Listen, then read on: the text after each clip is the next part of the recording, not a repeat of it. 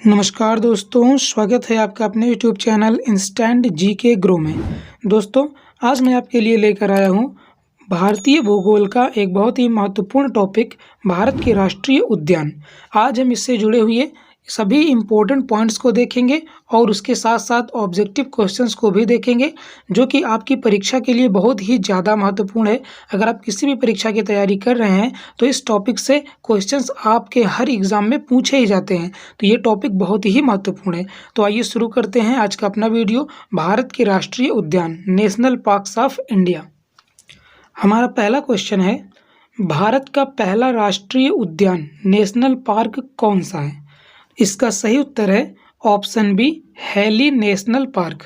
ये भारत का पहला नेशनल पार्क या राष्ट्रीय उद्यान था, आप इसे याद रखिएगा। आइए हम कुछ इम्पोर्टेंट पॉइंट देखते हैं।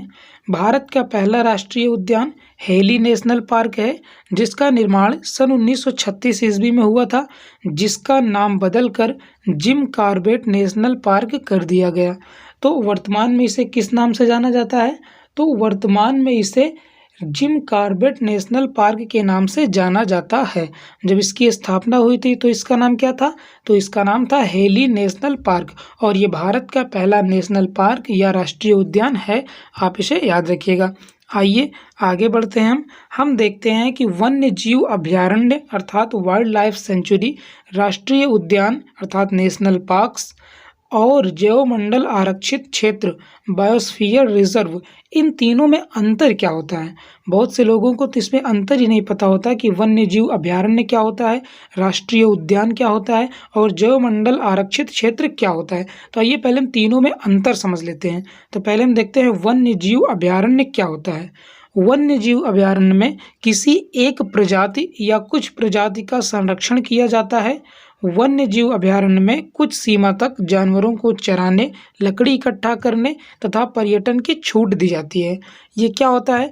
जैसे कोई एक स्थान होता है, उसमें अगर किसी विशेष प्रजाति का संरक्षण किया जाता है या कुछ सीमित जातियां अर्थात जो विलुप्त होने के कगार पर हैं, उनको लाकर इसमें रख दिया जाता है और उनका संरक्षण किया जाता है। और इस जो एरिया होता है ये पूरा, इसमें जानवरों को चराने की छूट होती है कि आप अपने पशुओं को चरा सकते हैं, लकड़ी इकट्ठा कर सकते हैं, घूम टहल सकते हैं। तो ये होता है वन्य जीव अभयारण्य, वाइल्ड लाइफ सेंचुरी। अब हम देखते हैं राष्ट्रीय उद्यान क्या होता है। राष्ट्रीय उद्यान में सभी जीवों का समान रूप से संरक्षण किया जाता है।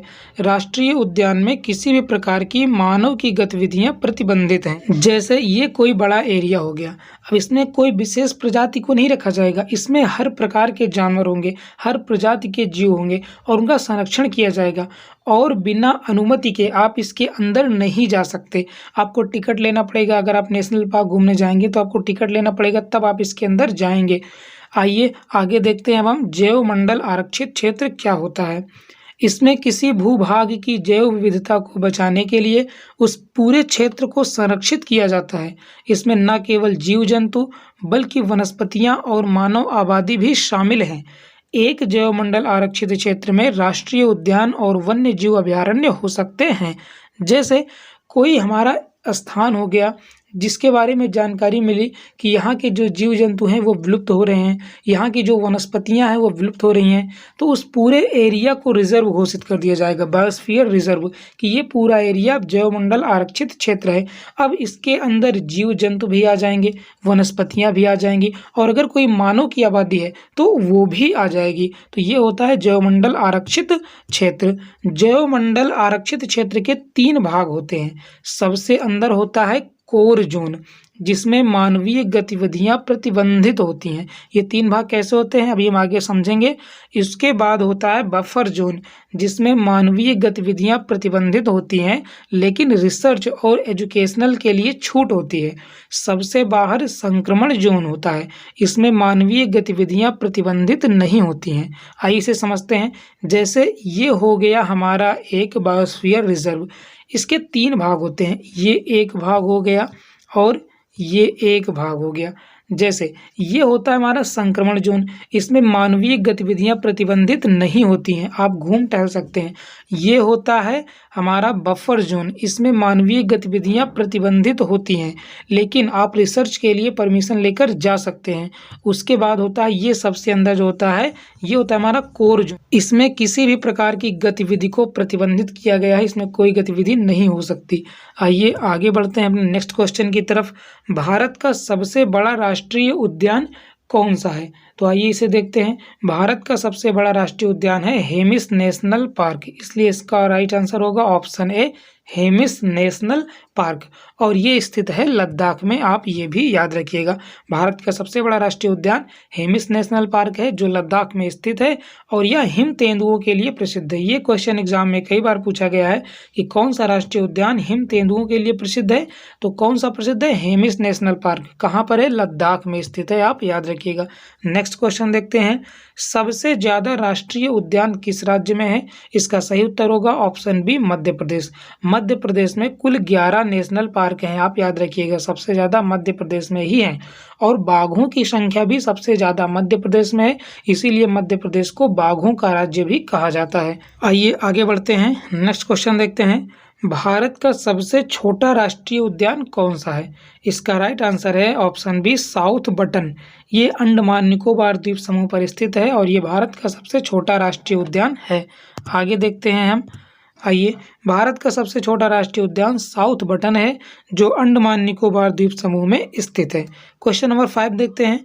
कौन सा राष्ट्रीय उद्यान कश्मीरी हिरण, जिन्हें हम हंगुल भी बोलते हैं, के लिए प्रसिद्ध है? इसका राइट आंसर है ऑप्शन ए दाची गम।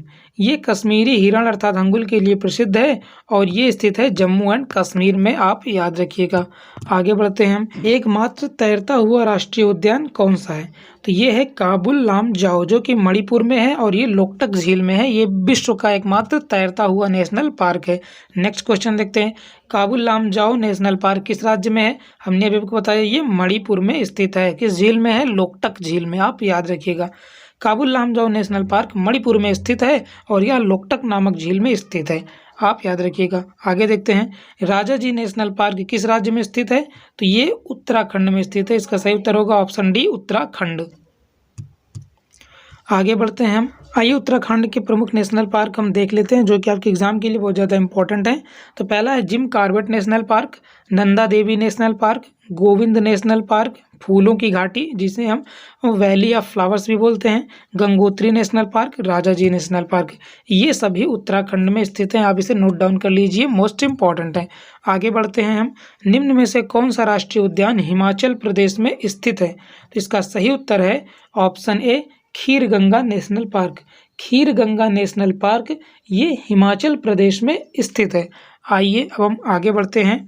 हिमाचल प्रदेश के कुछ प्रमुख नेशनल पार्क हम देख लेते हैं, जिसमें है प्रमुख great Himalayan, Pin valley, Simbalbara, Indrakila national park, Kheer Ganga national park.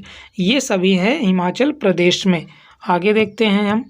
आइए, केवलादेव राष्ट्रीय उद्यान किस राज्य में स्थित है? तो सही उत्तर होगा ऑप्शन ए राजस्थान। केवलादेव राष्ट्रीय उद्यान ये राजस्थान में स्थित है। आइए राजस्थान के प्रमुख नेशनल पार्क हम देख लेते हैं। रणथंभौर नेशनल पार्क ये कहाँ पे? राजस्थान में। सरिस्का कहाँ पर है? राजस्थान पे है। केवलादेव ये भी राजस्थान में स्थित है। आगे बढ़ते हैं हम। काजीरंगा नेशनल पार्क किस राज्य में स्थित है? तो ये तो बहुत ज़्यादा फेमस है और ये असम में स्थित है। काजीरंगा नेशनल पार्क असम में स्थित है। आइए हम असम में स्थित कुछ नेशनल पार्क्स को देख लेते हैं जो कि आपके एग्जाम के लिए बहुत ज़्यादा इंपॉर्टेंट है। मानस, नामेरी, काजीरंगा, डिब्रू सैखेवा और राजीव गांधी ये सभी नेशनल पार्क असम में स्थित हैं। एक बार फिर सुन लीजिए। मानस, नामेरी, काजीरंगा, डिब्रू सैखोवा और राजीव गांधी ये सभी नेशनल पार्क या राष्ट्रीय उद्यान असम राज्य में स्थित हैं। आगे बढ़ते हैं। नामदफा नेशनल पार्क किस राज्य में स्थित है? इसका सही उत्तर होगा option B Arunachal Pradesh. Namdapha national park Arunachal Pradesh में स्थित है। नेक्स्ट क्वेश्चन देखते हैं। जलदापारा राष्ट्रीय उद्यान किस राज्य में स्थित है?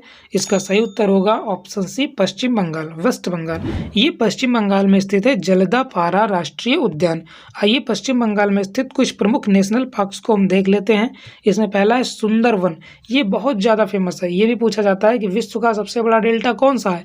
तो सुंदरवन का डेल्टा है। कहाँ स्थित है? पश्चिम बंगाल में। और ये डेल्टा कौन सी नदी बनाती है? तो गंगा और ब्रह्मपुत्र नदी मिलकर इस डेल्टे का निर्माण करती है, जिसका नाम है सुंदरवन का डेल्टा। और ये पूरे विश्व का सबसे बड़ा डेल्टा है और यहाँ पर मैंग्रोव वनस्पतियां भी पाई जाती हैं, आप ये भी नोट कर लीजिएगा। नेक्स्ट है बुक्सा, जल्दापारा, सिंगालीला और न्योरा वैली। ये सभी राष्ट्रीय उद्यान हमारे पश्चिम बंगाल में स्थित हैं। आइए आगे बढ़ते हैं। हमारा नेक्स्ट क्वेश्चन है नोरक्रैक नेशनल पार्क किस राज्य में स्थित है? सही उत्तर होगा option A Meghalaya. Very important question. Nokrek national park Meghalaya राज्य में स्थित है। आइए आगे बढ़ते हैं। कान्हा नेशनल पार्क किस राज्य में स्थित है? ये मोस्ट इंपॉर्टेंट है, ये मध्य प्रदेश में स्थित है, इसलिए इसका सही उत्तर हो जाएगा ऑप्शन सी मध्य प्रदेश। आइए मध्य प्रदेश में स्थित हम कुछ प्रमुख राष्ट्रीय उद्यान को देख लेते हैं। मध्य प्रदेश में कुल 11 राष्ट्रीय उद्यान हैं, लेकिन हमको सब नहीं पढ़ना, कुछ इंपॉर्टेंट हम देख लेते हैं, जैसे कान्हा नेशनल पार्क, पन्ना, संजय, बांधवगढ़, सतपुड़ा और पेंच। ये सभी राष्ट्रीय उद्यान मध्य प्रदेश में स्थित हैं। आगे बढ़ते हैं हम। कुद्रेमुख नेशनल पार्क किस राज्य में स्थित है? तो ये स्थित है कर्नाटक में। कुद्रेमुख नेशनल पार्क कर्नाटक में स्थित है। कर्नाटक में स्थित हम कुछ नेशनल पार्क को देख लेते हैं जो कि आपके एग्जाम में बार बार पूछे जाते हैं। पहला है नागरहोल, ये कर्नाटक में स्थित है। कुद्रेमुख कर्नाटक में स्थित है। अंसी, बांदीपुर और बन्नेरघट्टा, ये सभी राष्ट्रीय उद्यान हैं, आप याद रखिएगा। और ये सभी कहाँ स्थित हैं? ये सभी स्थित हैं कर्नाटक में। ये सभी कर्नाटक में स्थित हैं। आगे बढ़ते हैं हम। साइलेंट वैली किस राज्य में स्थित है? वेरी फेमस क्वेश्चन, और ये कई बार एग्जाम में पूछा गया है कि साइलेंट वैली कहाँ स्थित है?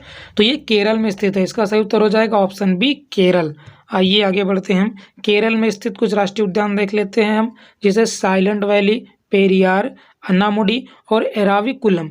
ये सभी राष्ट्रीय उद्यान केरला में स्थित हैं, आप याद रखिएगा। ये बहुत ही फेमस क्वेश्चन है साइलेंट वैली वाला, कि साइलेंट वैली कहाँ स्थित है? तो ये केरल में स्थित है। और आपको एक एक्स्ट्रा पॉइंट बता दें कि साइलेंट वैली में सबसे ज़्यादा जैव विविधता पाई जाती है। भारत के हिसाब से सबसे ज़्यादा जैव विविधता साइलेंट वैली में पाई जाती है और यहाँ पर सदाबहारी वनस्पतियाँ पाई जाती हैं, आप ये भी याद रखिएगा। और यहाँ पर सबसे ज़्यादा वर्षा भी होती है। आगे देखते हैं हम। वंशदा नेशनल पार्क किस राज्य में स्थित है?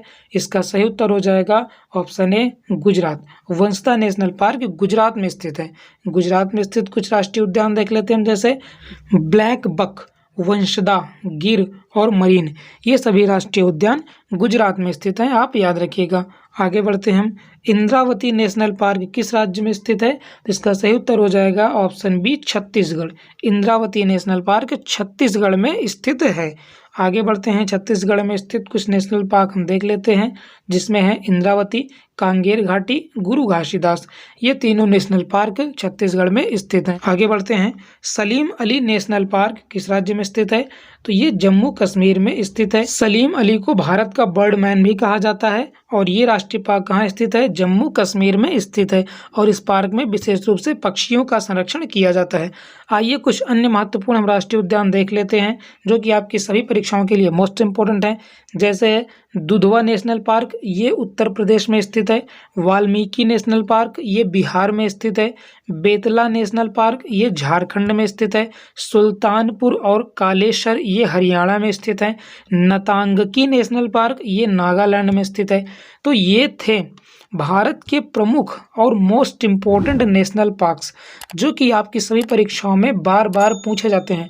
आप इन सभी को याद कर लीजिए। अगर आपने ये वीडियो पूरी देखी होगी तो आपका एक भी क्वेश्चन इस टॉपिक से बाहर नहीं आएगा। आप इन सब को नोट डाउन कर लीजिए और नोट्स बना लीजिए, ये सभी मोस्ट इंपॉर्टेंट हैं।